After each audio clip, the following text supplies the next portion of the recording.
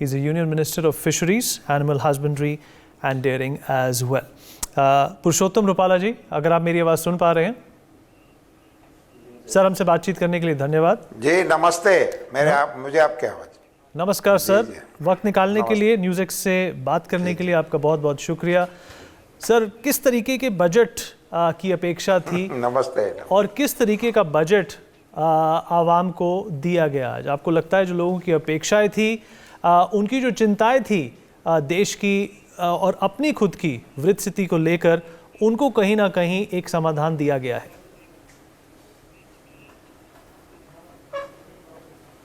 नहीं, बिल्कुल लोगों को जो मोदी जी की सरकार से जो अपेक्षा थी, मैं मानता हूं कि 100% उस पे ये बजट खरा उतरा है। और हमारे वित्त मंत्री जी ने जिस प्रकार से इस बजट में आम आदमी को ध्यान में रखते हुए, और हमारे प्रधानमंत्री जी ने अमृत काल के प्रारंभ के पहले बजट को हमारी आज़ादी की शताब्दी मनाने के समय हमारे देश का क्या चित्र बनाना है,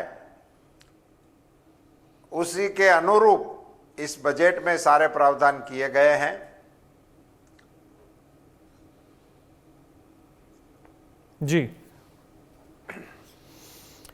जी बिल्कुल ठीक कहा सर आपने। मैं हमारे विभाग की एक दो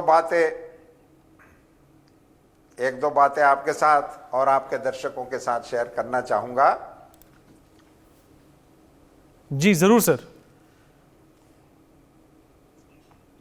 ये हमारा जो फिशरीज सेक्टर है, आप सभी जानते हैं कि हमारे देश का 8000 किलोमीटर लंबा हमारा तट है, और इतना ही बड़ा हमारा इनलैंड फिशरीज का भी रकबा है। मगर एक छोटा सा फिगर आपके साथ शेयर करूंगा आपके दर्शकों के लिए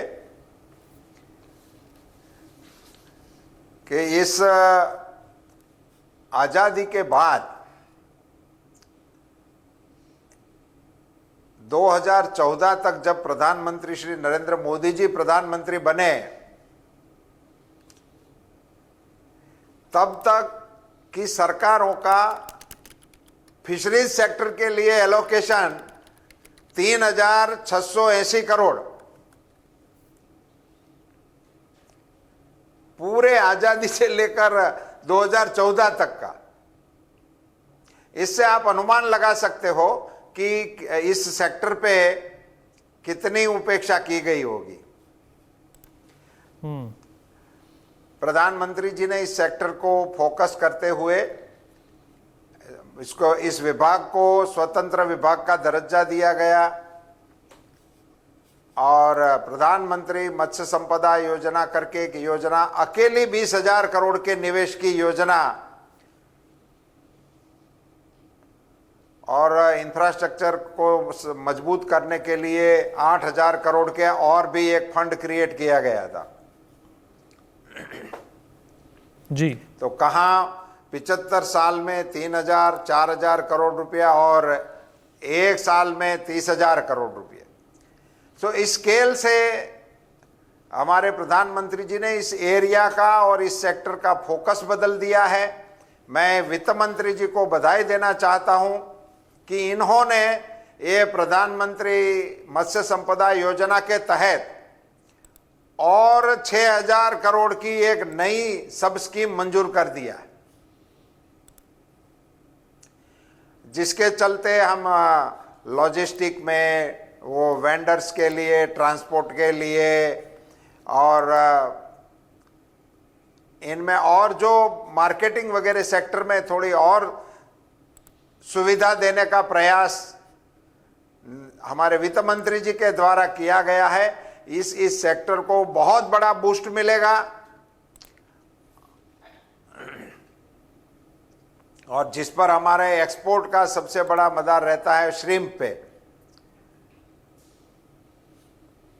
और उसी के लिए भी इनके फीड में इंपोर्ट होने वाली चीज़ों पर जो राहत दी गई है, इसके चलते हमारे एक्सपोर्ट को भी बढ़ावा देने का प्रयोग होगा। हमारा इंस्टीट्यूशनल क्रेडिट के लिए मैं प्रधानमंत्री जी को देश के करोड़ों मछुआरों और करोड़ों पशुपालकों की ओर से धन्यवाद देना चाहता हूं, क्योंकि इंस्टीट्यूशनल क्रेडिट के लिए इन तीनों किसान, पशुपालक और फिशरमैन, इन तीनों के लिए 20 लाख करोड़ जैसी मातबर राशि का जो प्रावधान किया है, मैं मानता हूं कि हमारे रूरल इकोनॉमी के लिए बहुत बड़ा संबल इस बजट में हमको मिला है।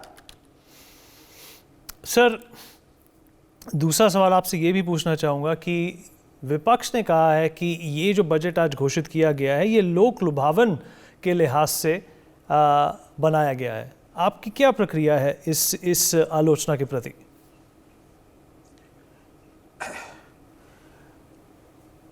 अगर लोगों की मर्जी का बजट हो, लोगों को पसंद हो, ऐसी चीज यदि लाने में हमारे वित्त मंत्री को सफलता मिली है और उसको ये लोग लोभ लुभावन कहते हैं, तो इनका स्वागत है। इनको मैं आपके माध्यम से जरूर बताना चाहूंगा कि मैंने पहले ही फिगर बताया कि 1947 के लेकर 2014 तक पूरे 3,680 करोड़ रुपए आपने आवंटित किए थे।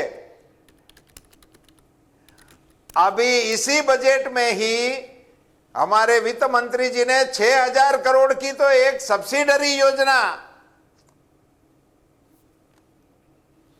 हमारे मछुआरों के लिए दी है।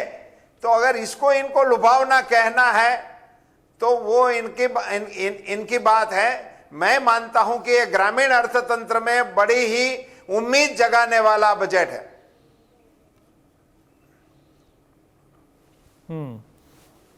जी सर, आपने बिल्कुल ठीक कहा कि ग्रामीण जगत में भी एक सोच की ज़रूरत थी, एक विचार की ज़रूरत थी और निवेश की भी ज़रूरत थी। और जो आज बातें की गई हैं, जिस तरीके से आम आदमी पार्टी के लिए, माफ़ी चाहूँगा, आम आदमी के लिए सहूलियतें जो निकाली गई हैं, वो काबिल तारीफ़ हैं। नमस्कार सर, आपसे बातचीत करके अच्छा लगा, धन्यवाद। For more such videos, subscribe to the NewsX YouTube channel, hit the bell icon.